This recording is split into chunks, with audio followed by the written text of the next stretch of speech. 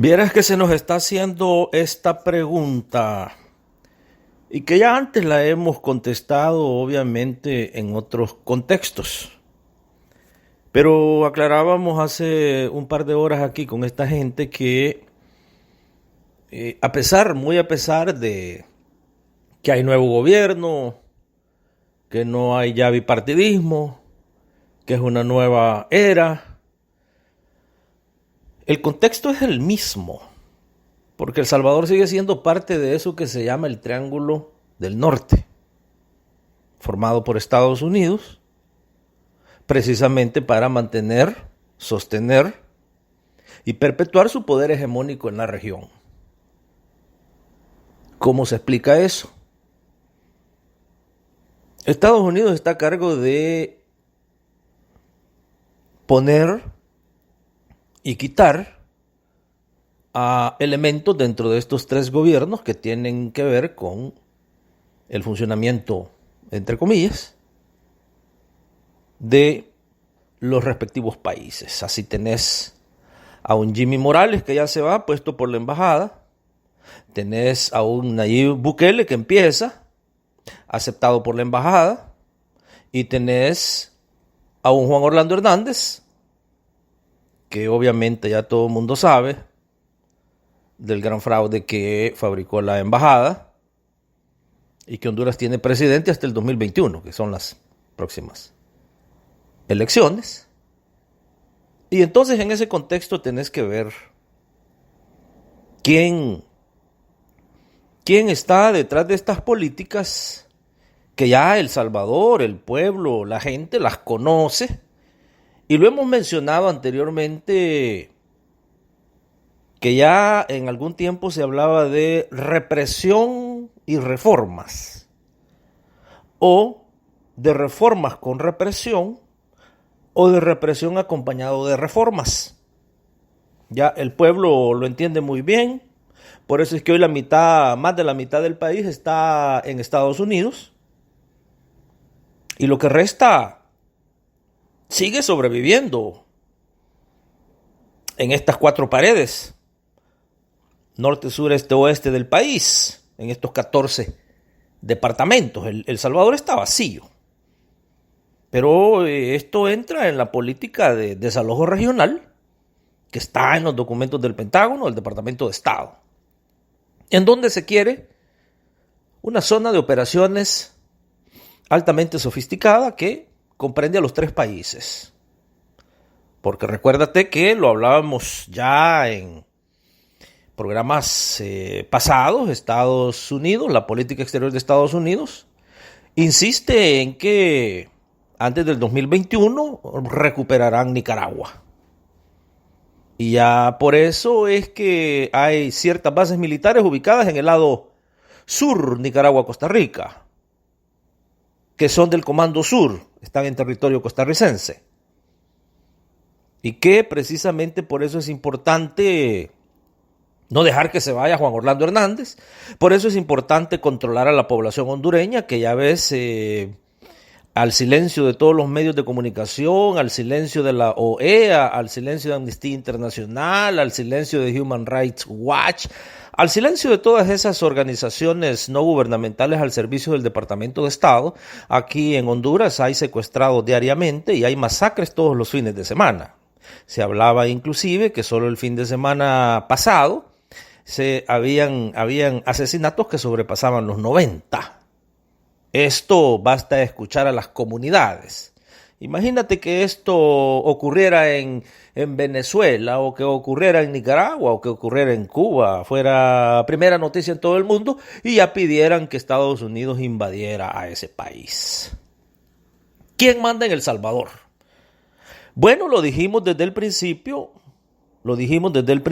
que la embajada puso de rodillas a Nayib Bukele desde los primeros días, en donde le dijeron: no tenés suficiente apoyo, no, la población no te apoyó. Recuérdense ustedes el día de las elecciones, cómo después del almuerzo, en ese propio día, Nayib Bukele salió desesperadísimo, rompiendo muchas legalidades, violando leyes, salió a llamar el voto. El pueblo no respondió. Y precisamente por eso se quedó con un 22% de votos del electorado. Ahora, se habla de que fue una gran victoria y que fue una gran mayoría porque el pueblo no fue a votar. Y los que fueron a votar le dieron el voto a Nayib Bukele. Pero eso en ningún momento le da credibilidad. Legitimidad, probablemente. Pero credibilidad ante la sociedad no la tiene. Por eso es que no dudó en ningún momento en decirle sí a todo lo que le dijo la embajada, incluyendo lo siguiente. La economía de El Salvador pasa a manos del Fondo Monetario Internacional, del Banco Mundial y del Banco Interamericano de Desarrollo. Esa es la economía del país en conceptos macroeconómicos y, ¿por qué no?, a nivel micro. Pero a nivel micro, la embajada le ordena a Nayib Bukele que a nivel micro la economía pasa directamente a ser administrada por la ANEP y la FUSADES. El pueblo salvadoreño que está bastante informado y que tiene un nivel de educación elevado, el pueblo salvadoreño entiende bien y conoce a estos dos organismos, la ANEP y la FUSADES, que fueron creados, la FUSADES por la Agencia Central de Inteligencia a través de la AID. Y ANEP obviamente es el grupo de las 5 familias más poderosas del país, que dominan al país. Entonces la embajada ha precisado y le ha dicho a Nayib Bukele: con esto no te metas. Entonces, por un lado tiene la economía, ya se le entregó al Fondo Monetario, al Banco Mundial y al Banco Interamericano de Desarrollo. La microeconomía ya se le entregó a la ANEP, Asociación Nacional de la Empresa Privada, y la FUSADES, que es lo mismo. Es lo mismo, y recuérdense ustedes que estos son dos instituciones que pertenecen a Alianza Republicana Nacionalista, el partido de los dueños del país. Que por eso alguien decía, todo cambia pero no cambia nada, porque no se han tocado ni se tocarán las estructuras históricas, económico-políticos y sociales del país que han dado origen a este gran desastre para un gran porcentaje de la población de El Salvador. El aspecto militar queda a mando, a control directo y comandado por el Comando Sur. El Comando Sur tiene ahora a uno de sus propios miembros dentro de la estructura militar del militarismo del país, como lo es el ministro de Defensa, que es graduado de aquí, del Colegio Militar de Estados Unidos, y que es miembro activo del Comando Sur. Cuando usted oye entonces las campañas militares de represión y nuevas formaciones de grupos de élites y de batallones de reacciones inmediatas, usted se pone a pensar y dice, bueno, pero ¿estamos en los 80s? ¿O en dónde estamos? Bueno, le va a sonar eso así precisamente porque esto va dentro del mismo concepto de la militarización de la región que trae Estados Unidos, no de ahora, ni de los 2000, ni de los 90s, sino que viene desde los 80s. Hay entonces objetivos específicos que hoy se le van a cumplir a los encargados de la política exterior de Estados Unidos en esta región, precisamente porque está trabajando a perfección el modelo que ellos soñaban con implementar en El Salvador y que ahora lo ven hecho una realidad. Olvídese el pueblo de aquel... ustedes se acordarán en toda la gira que hacían Nayib Bukele y Félix Ulloa antes del 3 de febrero, antes de que fueran las elecciones. A todos los lugares que iban hablaban de que inmediatamente iban a poner unas CICIs, de que inmediatamente iban a traerlo, devuelvan lo robado, lo iban a devolver, y que por cierto sobrepasa los 40.000 millones de dólares, que es el equivalente a más de 6 veces el presupuesto de la nación. Imagínese usted qué se pudiera hacer con todo ese dinero. Mas, sin embargo, ahorita ya lleva más de 3 préstamos Nayib Bukele. ¿Por qué? porque la economía la rige el Fondo Monetario Internacional, el Banco Mundial y el Banco Interamericano de Desarrollo, instituciones que están solamente interesadas en endeudar a los países. Otra parte que ya no va a escuchar es, ¿se acuerdan ustedes? Nayib Bukele hablaba mucho de que en El Salvador el salario mínimo es un salario de hambre, ya no es ni de sobrevivencia. ¿Ha escuchado usted hablar de que se va a aumentar el salario mínimo? Ni lo escuchará. Detener la inmigración, hoy está saliendo más gente.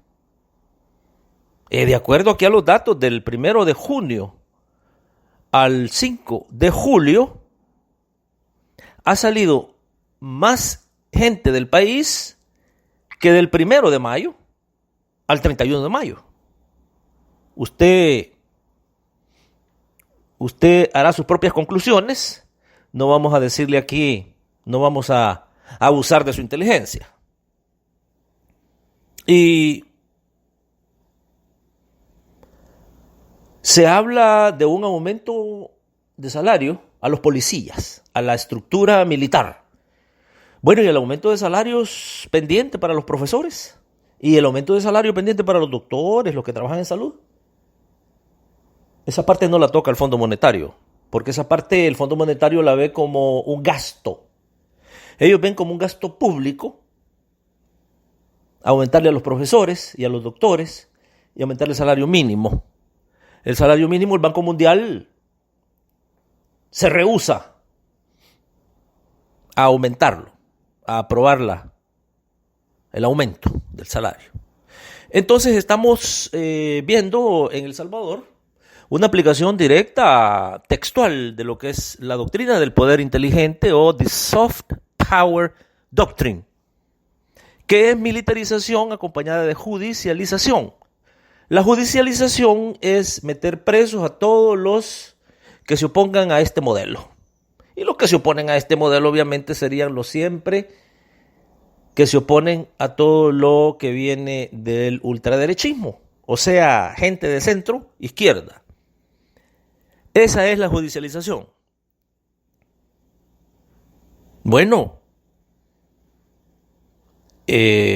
han hablado ustedes, han escuchado hoy en las últimas horas que habla Nayib Bukele que se reducen los homicidios a 5. Pero por otro lado se habla de que solo en las últimas horas ya van más de 10 asesinados. Mareros. Mire bien qué interesante esto. En los 80 ustedes se acuerdan en donde más de 100,000 fueron asesinados y no se resolvió nada con la mano súper dura, con los bombardeos de tierra arrasada, aquellas operaciones militares en donde decían no dejar ni hormigas. La violencia genera más violencia. El terror genera más terror. Y el militarismo genera más militarismo. Eso lo sabe bien el Departamento de Estado, eso lo sabe bien el Comando Sur. Pero para ellos, si no hay guerra, no hay negocio. Y eso es lo que viene en El Salvador, eso es lo que va a seguir. Eso es lo que viene aquí.